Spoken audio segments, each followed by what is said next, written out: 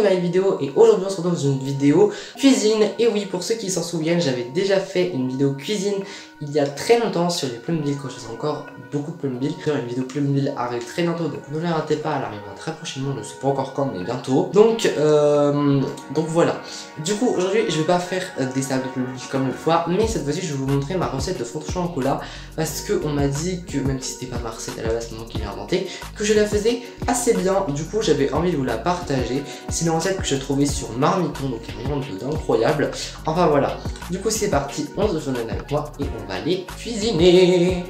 Tout d'abord on va commencer par se laver les mains, donc oui malgré tout pensez bien à vous laver les mains, savonnez-les et essuyez-les avant de cuisiner, c'est hyper important pour éviter d'y mettre des microbes. Pour cette recette on va donc avoir besoin de, bien évidemment, donc il vous faudra 4 pour une recette pour 6 personnes. On aura aussi besoin de beurre pour cette recette, donc comptez 200 g de beurre. Et on aura aussi besoin bien sûr de chocolat, donc plutôt du chocolat pâtissier. Puis vous aurez besoin de farine, pour ça c'est essentiel. Puis il nous faudra du sucre bien sûr, donc il vous faudra 100 g de sucre pour cette recette. Et enfin vous aurez besoin aussi de levure, ce n'est pas obligatoire, moi j'en rajoute toujours.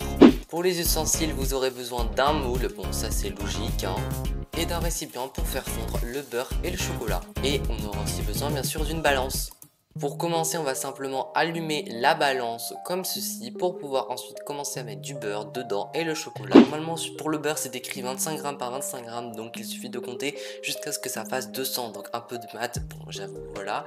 Et ensuite vous pouvez le mettre dans votre récipient, mais il va falloir évidemment le couper en morceaux. Pour cela je vous conseille simplement de prendre, faire une petite tranche comme ça, enfin une grosse tranche mais bon petit à l'échelle du gâteau, et de la mettre pour l'instant comme ça dans le récipient. Puis seulement après avoir fait ça, vous reprenez votre tranche de beurre et vous la recoupez en 2 morceaux comme ceci, voire en 4 comme vous le désirez. Puis une fois que c'est fait, il vous suffit simplement d'ouvrir votre tablette de chocolat entière. Donc normalement elles font 200 g, normalement vous avez le poids pile exact. Et ensuite il vous suffira de simplement la casser en petits morceaux.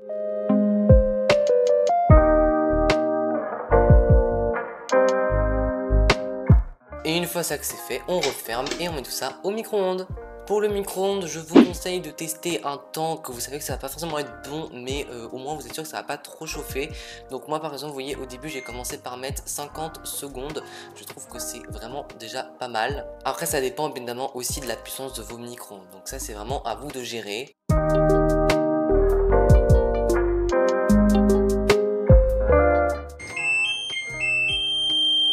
Une fois que le micro-ondes a sonné, vous ouvrez simplement votre micro-ondes et regardez si le chocolat et le beurre ont bien fondu. Sinon, il faudra remettre un peu de temps au micro-ondes. Là, par exemple, vous voyez que ce n'est pas bon, ça n'a pas du tout assez fondu. Là, ça a assez fondu. Il suffira juste ensuite de simplement mélanger le tout à l'aide d'un fouet, tout simplement pour obtenir la texture désirée entre le beurre et le chocolat. Et voilà ce que ça va vous donner normalement une fois que c'est fini. Ensuite, nous allons devoir verser la pâte dans le saladier. Donc pour cela, il vous suffira de verser tranquillement la pâte possible et ensuite de verser l'excédent qui sera resté, qui n'aura pas coulé directement, avec une grande cuillère. Une fois que tout ça est fait, il va falloir casser les œufs et les mettre dans le saladier pour pouvoir ensuite les mélanger et enfin du coup avoir une pâte avec les œufs.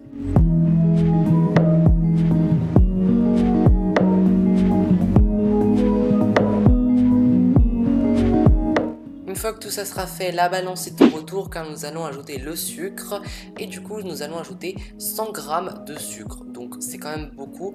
Moi j'ai utilisé du sucre cassonade, du coup c'est en fait un sucre que normalement il faut en mettre moins parce que en gros c'est plus sucré etc. Moi j'ai mis la dose qu'il fallait, mais en soi si vous prenez du sucre blanc mettez bien 100 g. On n'oublie pas de mélanger entre les deux.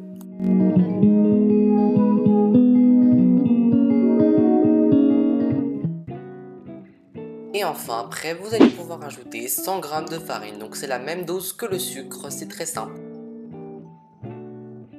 Et n'oubliez pas aussi d'ajouter la levure si vous voulez en mettre, ce n'est pas obligé mais je trouve toujours que ça rend mieux dans les fondants car sinon ils sont plats et c'est vraiment pas terrible.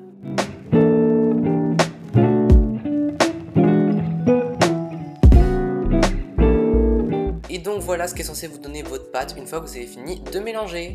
Puis la dernière étape, c'est pas très compliqué, on va simplement verser notre pâte dans le moule et enfin on va pouvoir après aller l'enfourner. Pour l'enfournement, c'est très simple, je vous conseille simplement de régler en fonction de votre four. Moi personnellement, je mets 180 degrés. On ferme le four une fois qu'on a réglé la bonne température. Et enfin, je vais simplement mettre un temps donné, donc vous pouvez mettre entre 10 et 20 minutes. Moi j'ai personnellement mis 14. Une fois que le gâteau est cuit, il vous suffit d'ouvrir le four avec des gants bien sûr. Et enfin de vérifier si le gâteau, en le piquant au milieu, eh bien il ne colle pas au couteau. Sinon ça veut dire que ce n'est pas bon et qu'il faudra laisser recuire un peu. Faites attention quand même parce que les fondants c'est toujours le problème, c'est que c'est à la minute près. Donc franchement faites très attention. Et donc voilà le résultat final.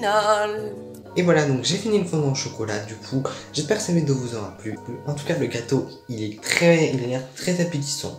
Bon, voilà. Et je vous dis du coup à bientôt pour une prochaine vidéo. Bye les amis!